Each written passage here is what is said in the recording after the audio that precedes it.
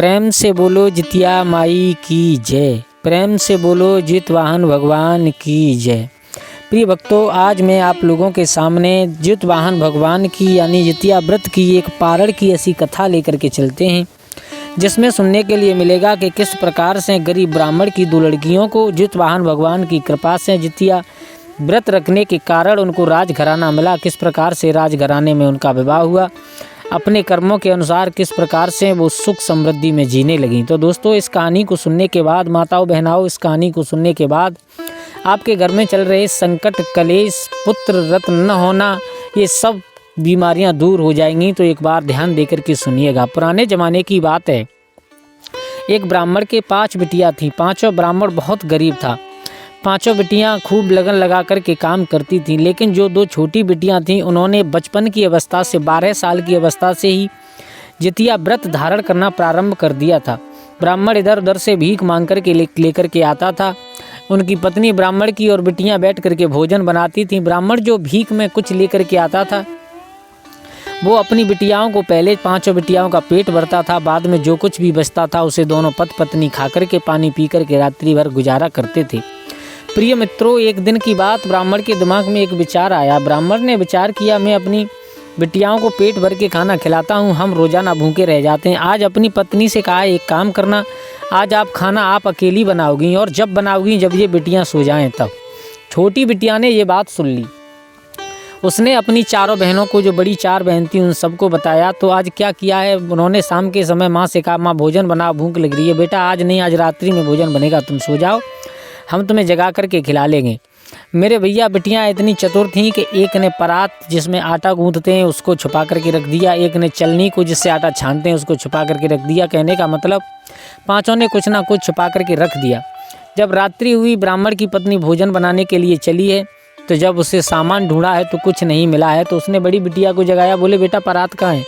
तो वो बिटिया जग गई, उसने निकाल करके दे दी। फिर उससे छोटी को जगाया, बोले चलनी कहाँ है, आटा छानने वाली। इस प्रकार सब बिटियां जग जाती हैं। भोजन बनाया। भोजन बनाने के बाद सब लोगों ने भली भांत खाया है। खाने के बाद सुबह हुआ, ब्राह्मण भिक्षा के लिए जाने को तैयार हुए। उसी समय ब्राह्मण के दिमाग में एक विचार आया। ब्राह्मण बोले हैं 5 बिटियाओं को बिठा करके, बेटा ये बताओ तुम किसके भाग्य का खाती हो। तो 3 बड़ी बिटियाओं ने जवाब दे दिया है कि हम तो सब पिताजी तुम्हारे भाग्य का खाते हैं, तुम मेहनत करके लाते हो, उसी से हमारा गुजारा चलता है। लेकिन छोटी 2 बिटियाओं ने कह दिया, पिताजी हम किसी के भाग्य का नहीं खाते, हम तो केवल अपने भाग्य का खाते हैं। राजा को, उस ब्राह्मण को बात बहुत बुरी लगी। शाम के समय भिक्षा करके लौट करके आया। सुबह हुआ तो आज उसने कहा है कि आज हम भिक्षा नहीं करेंगे, और उन दोनों छोटी बिटियाओं दोनों से कहा है कि तुम्हें चलो आज हम तुम्हारे मामा के घर पर लेकर के चलते हैं। उनको लेकर के ब्राह्मण घर से निकल जाता है। रास्ते में चलते चलते जंगल था, अंधेरा होने लगता है। एक आम के पेड़ के नीचे दोनों बिटियाओं को बिठा देता है और ब्राह्मण कहता है, बिटिया तुम यहाँ बैठो, हम जा रहे हैं, तुम्हारे लिए पानी लेकर के आते हैं कहीं से। ऐसा बहाना बना करके दोनों बिटियाओं को जंगल में छोड़ करके वो ब्राह्मण अपने घर की तरफ चला आता है। तो प्रिय भक्तों, अब बिटियां दोनों घबराने लगी। अंधेरा होने के लिए जा रहा है, जंगल में कोई रास्ता नहीं मालूम है, कहाँ जाएं कहाँ न जाएं, कैसे भटकें, किधर जाएं तब अपने घर पहुँचें और किधर जाएं तब अपने मामा के यहाँ पर पहुँचें। तभी अचानक क्या हुआ, जितिया माई की कृपा से, जितवाहन भगवान की कृपा से वहाँ पर पेड़ से उतर करके 2 बंदर आए हैं, और दोनों बंदरों ने उन दोनों बेटियों को देखा। उसी समय कहा है, सुनिए राजकुमारी हो, तुम कौन हो, पता नहीं, मैं नहीं जानता राजकुमारी हो या ब्राह्मण की पुत्री हो, कौन हो, लेकिन ये बात सच है कि यहाँ पर रात्रि के समय जंगली जानवर आते हैं, तुम दोनों को मार देंगे, तुम दोनों को खा जाएंगे, इसलिए एक काम करो, आप हमारे साथ यहाँ से चलिए। वो दोनों बिटियाएँ उन दोनों बंदरों के साथ में जाने लगी हैं। कहाँ जाने लगी हैं, रास्ते में ही थोड़ी दूर पर उनकी एक गुफा थी। उस गुफा के अंदर जब बंदरों के साथ में वो दोनों बिटियाँ घुसी हैं, तो क्या देखा है कि वहाँ पर एक बहुत सुंदर भवन बना हुआ है। चारों तरफ हीरे जवाहरात, मोती, सोने चांदी की खानें भरी हुई हैं। बहुत अच्छी तरीक़ा से मड़ियों के प्रकाश से जगमगा रहा है। बिटिया देख करके दोनों बिटियाओं की आंखें फटी की फटी रह गईं। उन्होंने हाथ जोड़ करके दोनों बंदरों से कहा, आप हमें ये बताइए, हम ये बात तो अच्छी तरह भली बात समझ चुके हैं कि तुम दोनों बंदर नहीं हो, कौन हो तुम और यहाँ ऐसे क्यों रह रहे हो। तो उन बंदरों ने बताया है, सुनिए हम दोनों एक राजा के राजकुमार हैं, हमारे माता पिता दोनों गुजर गए थे। उसी समय एक ब्राह्मण, एक साधु आया था हमारे राज्य में भीख मांगने के लिए। तो हमसे उसने भीख में कुछ मांगा था, हमने देने से मना कर दिया। हमने उसे भीख नहीं दी, तो उस साधु के श्राप के कारण हम दोनों राजकुमार बंदर बन गए और उसके श्राप के कारण हमारा राज्य इसी जंगल में ज़मीन में धंस गया है, ज़मीन में रसातल के लिए चला गया है। दोनों बिटियाओं ने हाथ जोड़ करके कहा, एक बात बताइए, क्या किसी कारण आपका ये श्राप छूट सकता है? बोले हाँ छूट सकता है। बोले कैसे छूट सकता है? बोले ये हमारा श्राप तब छूट सकता है कि हमने ये सुना है कि जिन बिटियाओं ने 12 साल की उम्र से जितिया व्रत धारण करना प्रारंभ किया हो, 12 साल की अवस्था से ही जितिया व्रत करना प्रारंभ किया हो, अगर उनके साथ में हमारी शादी हो जाए तो हम पुनः इंसान के रूप में आ जाएंगे, हमारा राज्यपाट सब कुछ वापस मिल जाएगा। अब वो दोनों बिटियाँ विचार करने लगी हैं कि शायद हो सकता है आज जितवाहन भगवान की कृपा हमारे ऊपर है, जो हमने जितिया का व्रत धारण किया था, शायद उसी कारण से ये राजकुमार हमसे शादी करने की कह रहे हैं। दोनों लड़कियां तैयार हो जाती हैं विवाह करने के लिए। विधि विधान के अनुसार दोनों बिटियां का विवाह उन दोनों बंदरों के साथ में होने लगा है। जैसे ही भामर पढ़ करके तैयार हुई, उसी समय वो दोनों बंदर राजकुमार के रूप में परिवर्तित हो जाते हैं और वहीं पर उनका राज्य भी वापस मिलने लगता है। मेरे भैया अब तो बड़े आनंद के साथ में दोनों बिटियां दोनों राजकुमारों के साथ में रह रही हैं। उधर एक दिन ब्राह्मणी ने अपने पति से कहा है, 2 साल पूरा समय निकलता चला जा रहा है, लेकिन हमने आज तक अपनी बिटियाओं को दोबारा, जो छोटी बिटियां थी उन्हें दोबारा नहीं देखा। तुम कह रहे थे उनके मामा के यहाँ पर छोड़ करके आए हैं, अब तो अपनी बिटिया को ले आओ। अब ब्राह्मणों ने विचार किया, अब तो बहुत समय हो गया, उनको जंगली जानवर खा गए होंगे, चलो चल करके देखते हैं। तो जब ब्राह्मण और ब्राह्मणी दोनों उन बिटियाओं को देखने के लिए चले हैं तो क्या देखा है कि जहाँ पर बिटियाँ छोड़ी थी वहाँ पर बहुत सुंदर राज्य बना हुआ है, बहुत सुंदर भवन बने हुए हैं, नौकर चाकर लगे हुए हैं। जब नौकरों को बुला करके पूछा, बोले ये कौन से राजा का राज्य है?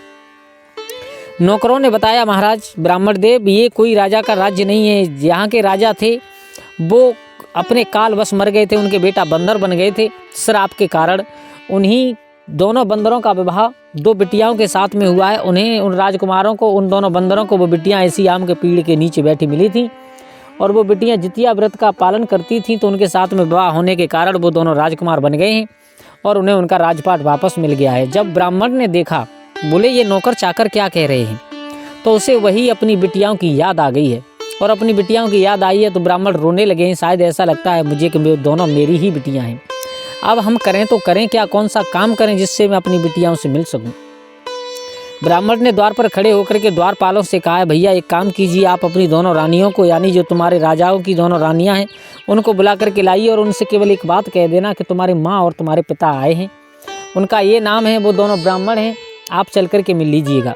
मेरे भैया जब नौकरों ने जाकर के दोनों महारानियों से कहा है, महारानी द्वारे पर एक ब्राह्मण खड़ा है और एक ब्राह्मणी खड़ी है, दोनों आपसे मिलने की जिद कर रहे हैं, केवल एक ही बात कहते हैं कि उन बिटियाओं से कह देना कि हम उनके माँ बाप हैं। अब महारानी आप ही बताइए क्या करें क्या ना करें।